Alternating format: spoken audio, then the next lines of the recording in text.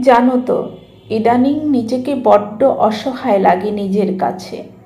হতাশা, একাকিত্ব, মাইগ্রেন, হুটহাট মন খারাপ, কোনো কিছু ভালো না লাগা অনুভূতিরা ভীষণ পেয়ে বসে আমাকে। কি করব বলো?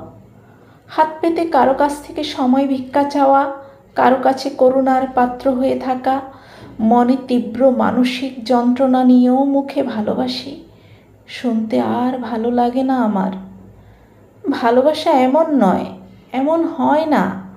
যে মানুষটা জীবনের সবচেয়ে বাজে সময় পার করে, সেও তার ভালোবাসার মানুষটার সঙ্গ চায়, মানুষটার সাথে কথা বলতে চায়, মানুষটাকে দেখার জন্য ব্যাকুল হয়ে থাকে। অথচ তুমি কি নিদারুণ অবহেলায় আমায় ফেলে রাখো। দিনের পর দিন, মাসের পর মাস তুমি দিব্যি থাকার পরেও নিঃসঙ্গতা আর একাকিত্বে দম বন্ধ হয়ে আসে আমার। কান্না পায়, বুকের বাপাশে চিনচিন করে ব্যথা লাগে, নিজেকে নিজের কাছে অসহায় লাগে। তুমি যেটাকে ভালোবাসা বলো, সেটা আমার কাছে যন্ত্রণা।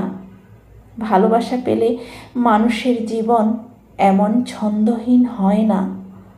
প্রকৃত ভালোবাসা পেলে মানুষ প্রচণ্ড হতাশা থেকেও মানুষ বেরিয়ে আসতে পারে। অথচ দেখো, আমি দিব্যি বিষাদগ্রস্ত।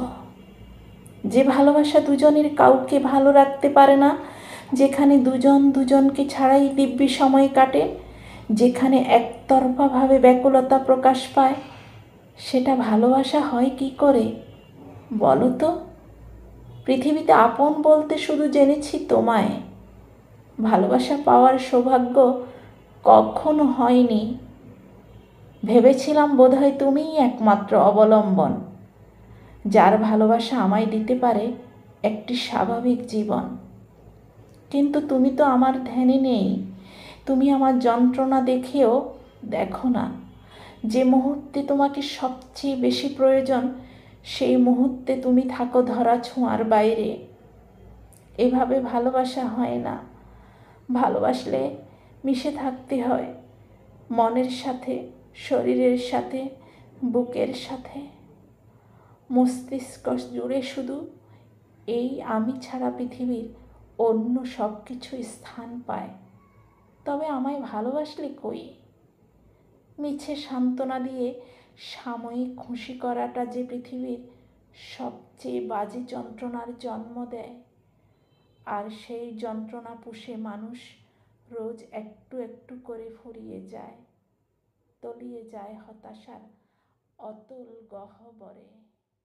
জানো তো, ইদানিং নিজেকে বড্ড অসহায় লাগে নিজের কাছে।